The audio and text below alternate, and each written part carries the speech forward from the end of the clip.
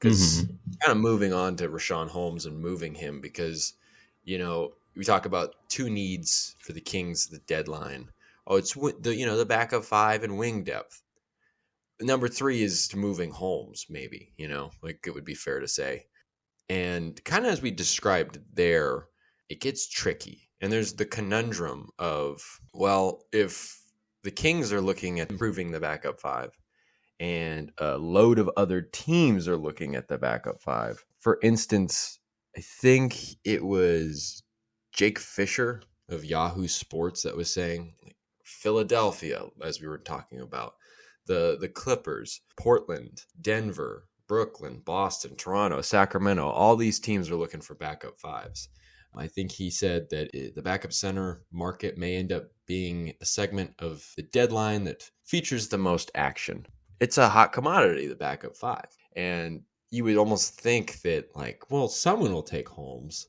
But the issue with Richaun Holmes is that he's not proven to be exactly successful as a backup five. Now, I'm not going to take away from the idea that some team might be like, well, we do things a little differently. Maybe they really believe he can fit in as a reserve center or something like that.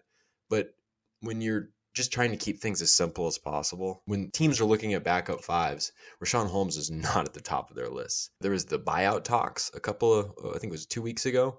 And it's just like, teams just want to, if they want Holmes, they want to just take Holmes. They don't see exchange value. I don't know what your sense is with this Richaun Holmes thing, but do you think Richaun Holmes will be on this team after Thursday? Yeah, just because I don't think anyone wants him, especially with that contract. It's just for a backup center, maybe a starting center somewhere for 11 mil though a year. Right. Just like what? Why would anyone want that? You just kind of hope you're kind of hoping you just do a salary dump at this point.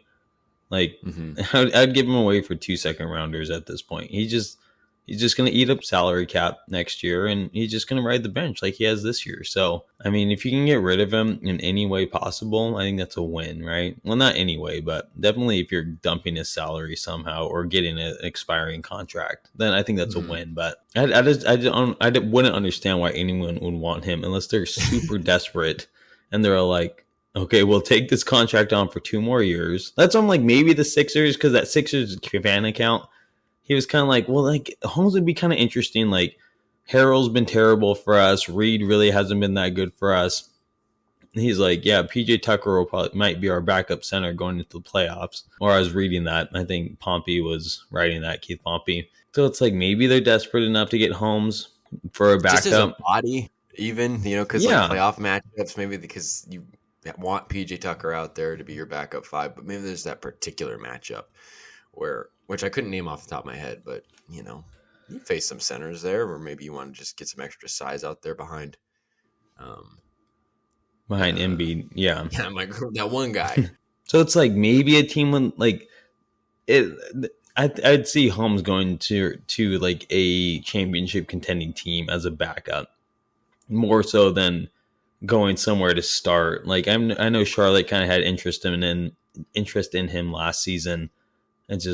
Charlotte probably doesn't care about him anymore. I don't know who else would really care about him as a starter, especially the decline he had this year in the backup role. Regardless of, he was a good starter, but not such a good backup. It's like, regardless, he's playing terribly. He's playing to an extent where he's unplayable. Yeah, and his head coach is Mike Brown, who's super respected around the league, and people are looking at that going like, the dude keeps falling out of favor of Mike Brown, at least rotationally speaking. Red flag. Yeah, 100%. So, like I said, I don't think Holmes is going to get moved this season or at the deadline. that'd be a huge trade if McNair could dump his salary, but man, we might be stuck with him. I forget his contract. Remind me, is he a free agent? He has 1 more year and then or maybe it's a player option. So he's under contract next season, and there's a player option. And he's probably going to take that contract. Yeah. so basically 2 more years. Yeah, exactly. So he's probably under contract for at least 2 more years after this season. So I mean, teams definitely have that in mind, and that's $11 and $12 million of cap space for a backup center. Yeah. when Chimezie Metu's our backup center, making what 1.5 a year. So it's just not worth it. Such a, I mean, it wasn't a bad contract at the time, but it's like you get some bonus, and now he's just irrelevant, completely irrelevant, and just eating up cap space. Yeah. Ah, man. It kind of makes you wonder if they were trying to move him this time last year at all, or if there were the issues off the court kind of prevented that or inhibited it in Mm. some way. Mm-hmm. I don't know. To the point of whether or not they'll be able to move Holmes, I completely agree with you. Just explain the contract alone explains so much. You'll be paying him 12 million next season and then you're going to be on the hook. But it just seems like they can't move Holmes. And then I feel like the Kings will just kind of be like, well, our next opportunity to maybe get something from him will be in the offseason. Maybe a team will be like, we need, maybe an opening for a backup, a starting center. I mean, I don't. Again, that gets into what ifs and how desperate somebody is. Because Charlotte was really interested in Holmes the summer before this last summer, and then they had I think there was marginal interest in Holmes. Maybe it was just carryover from the year before, but if that I can only anticipate that that's declined further. And they Yeah. drafted Mark Williams, and it's even if you're talking about getting Noel somehow, and you want to do some swap there, it's like they drafted Jalen Duren, who's really good, and it's just I don't know. You're kind of running out of landing spots for Holmes if there was ever a landing spot for him. Because I feel like if there Mm-hmm. was, that would have been the thing already. He's just kind of they're kind of chained to him I in a way. know his time has unfortunately come up in sack, and he's just not thriving whatsoever under that backup role. And it's time to move on, especially with his size contract.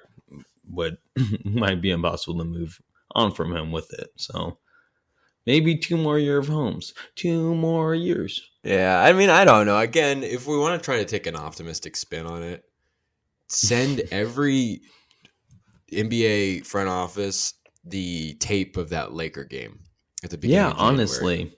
Or mid-January, I think. It was he's still good, and I do think that can take him a long way. I think teams do regard him as that guy he's still a starting level center, but the business side of things is but he's really worked his value down, and I need to seize that low value. I need to take full advantage of the fact that I can get him as cheap for basically nothing, which everybody wants, and the Kings are stuck in this situation where it's yeah, we know he still has this value, but it's not for us. And I don't know. Huge conundrum.